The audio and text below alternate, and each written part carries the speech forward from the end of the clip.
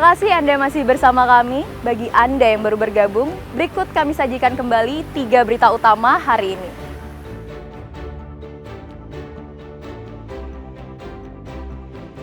Meski nilainya naik, Pemkab Gianyar akan membebaskan objek pajak lahan pertanian dan perumahan.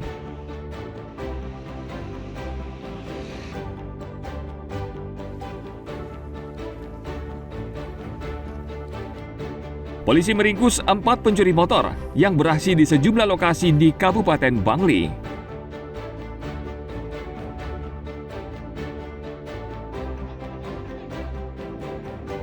Di tanah kelahirannya Desa Adat Bedulu Gianyar, tari kecak semakin tenggelam oleh kemajuan zaman.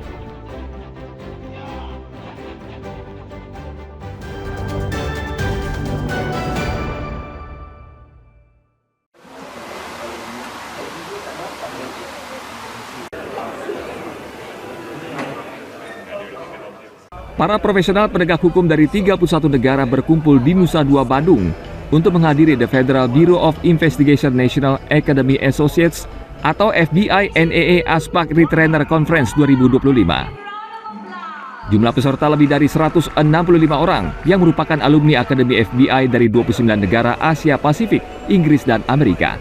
Sementara dari dalam negeri, hadir 162 calon peserta dari perwakilan kementerian dan lembaga negara. Presiden FBI NAA Asia Pasifik Chapter 2025, Brigjen Polisi Ratno Kuncoro mengatakan, kegiatan ini membahas topik keamanan global yang mencakup penanganan kejahatan terorganisir, sabotase, cybercrime, sekaligus sebagai ajang berbagi pengetahuan. Di Amerika ada 16 item keamanan infrastruktur seperti kritis, seperti perbankan, telekomunikasi, dam, ketahanan pangan, kemudian transportasi, cyber.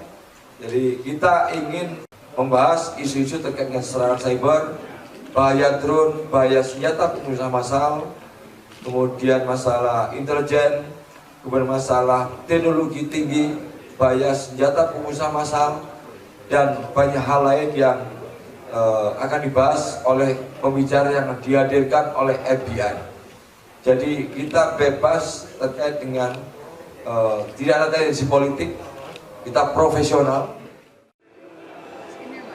Konferensi berlangsung sejak 17 Agustus hingga 22 Agustus 2025. The Federal Bureau of Investigation National Academy Associates juga menyediakan pelatihan, pendidikan, dan informasi tingkat tinggi untuk komunitas penegakan hukum di seluruh dunia. Tim Liputan melaporkan dari Bandung.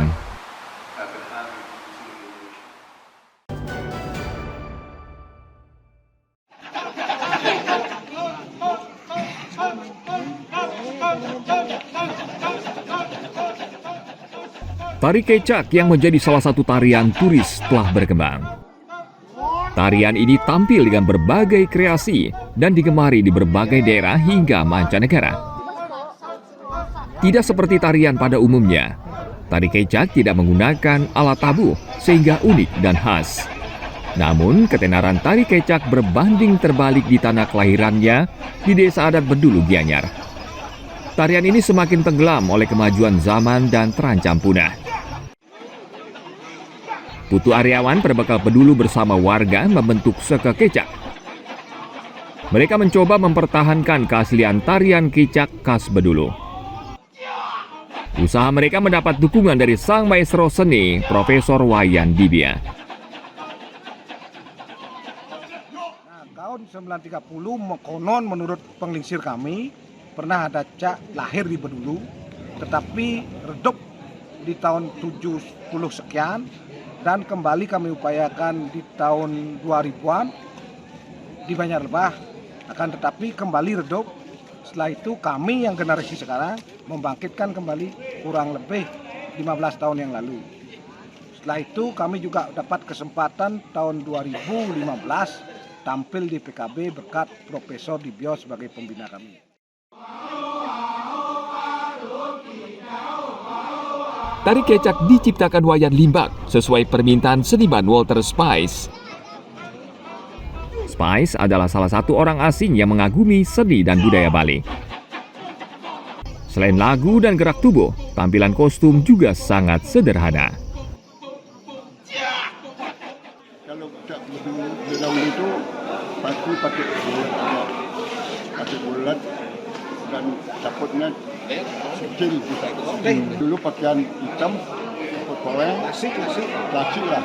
Pakai pamor, coknya seperti bobojolan. Di luar Bedulu, Itu kan banyak variasi tari lah. Untuk menjaga eksistensi tari kecak klasik Bedulu, pemerintah daerah dan pengusaha yang bergerak di sektor pariwisata juga harus turun tangan. Jika tidak, tarian ini akan punah atau berubah wajah sehingga hilang keasliannya karena perkembangan zaman. Tim Liputan melaporkan dari Gianyar.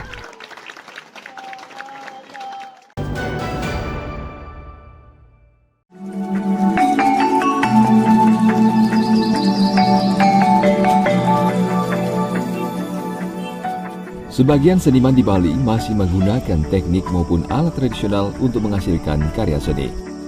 Salah satunya adalah Iwayan Kartana. Kartana sehari-hari menghabiskan waktu melukis di kawasan Pasar Seni Sukawati di Kabupaten Gianyar. Tidak seperti seniman pada umumnya, Kartana menggunakan kuas dari bilah bambu untuk membuat lukisan.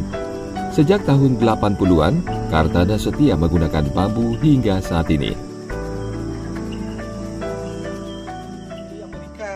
Australia itu udah ngerti dari dulu, memang prosesnya itu tahu, dia turun-temurun itu kan mengerti ya tentang ini pakai kuas bambu, ini pakai kuas biasa.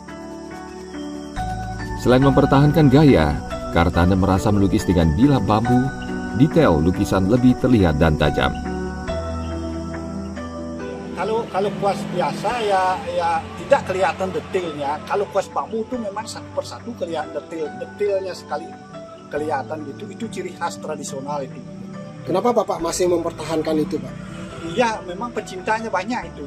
Kamu tuh sangat mengerti sekali tentang mana yang tradisional, mana yang pakai kuas biasa itu. Lukisan karya Kartana banyak diminati wisatawan asing, seperti dari Australia atau Amerika Serikat. Mereka umumnya menyenangi dan memahami gaya lukisan dengan bilah bambu. Lukisan khas Bali memang menampilkan banyak detail dan komposisi yang cukup rumit, sehingga hanya dimungkinkan menggunakan bilah bambu sebagai pengganti kuas. Ana Agung Gede Agung melaporkan dari Kabupaten Gianyar.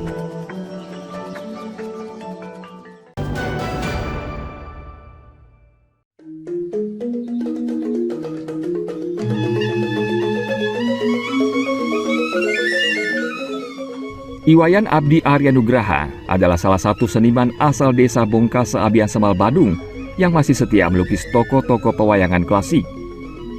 Hanya saja ia memilih media tas dan kain kanvas untuk menuangkan imajinasinya. Saat ini hanya Wayan dan beberapa seniman Bongkasa yang masih konsisten mengangkat tokoh pewayangan klasik seperti Arjuna dan Sita dalam sejumlah karya seni. Wayan ingin mempertahankannya agar taksu karakter pewayangan tidak punah. Tidak hanya tas, Wayan juga ingin menuangkan karya lukisannya ke media baju atau pakaian. Ininya karakternya di sana, di pewayangan. Kalau bahasa Balinya kayaknya taksunya di sana, gitu. Memilih pewayangan dan juga tradisi Bali juga, gitu. Meneruskan tradisi biar gak hilang tradisi Bali. Kalau medianya di kain kayak yang di belakang nih, di tas juga. Baru dua aja sih, rencana mau di baju akhir tahun. Lukisannya mengangkat tokoh dari kisah Ramayana. Ia melukisnya secara manual, sehingga membutuhkan kesabaran dan ketelitian. Wayan menggunakan cat akrilik dengan campuran tertentu agar hasilnya permanen dan tahan lama. Lukisan Wayan menarik wisatawan mancanegara, sehingga banyak pemesan dari Singapura, Australia, dan beberapa negara lainnya.